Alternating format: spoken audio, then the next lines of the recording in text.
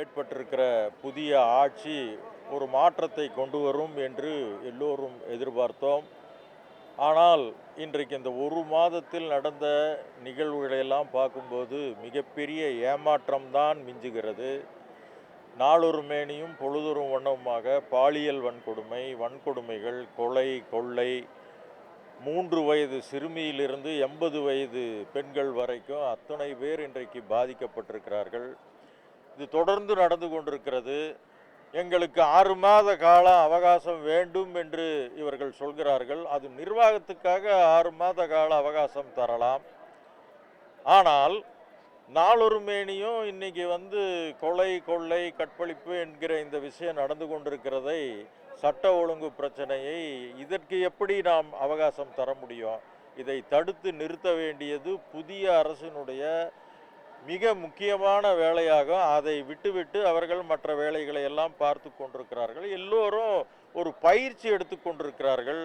அவர்களுக்கு நிர்வாகம், ஆட்சி அல்லது எப்படி பேச வேண்டும் என்பதெல்லாம் இன்றைக்கு அவர்கள் பயிற்சி எடுத்து கொண்டிருக்கிறார்கள்.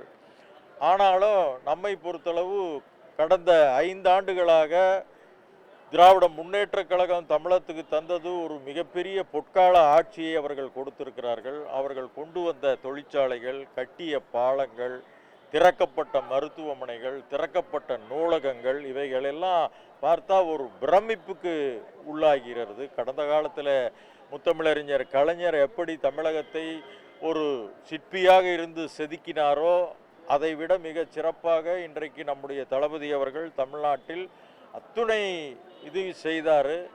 அதே போல் இலவச பயணத்தில், பேருந்து மகளிர் பயணத்தில் தொடங்கி மகளிர் உரிமை தொகையிலிருந்து, நான் முதல்வன் திட்டத்திலிருந்து எல்லா திட்டங்களும் இன்றைக்கு மக்களுக்கு மிகப்பெரிய வாய்ப்பை கொடுத்தன.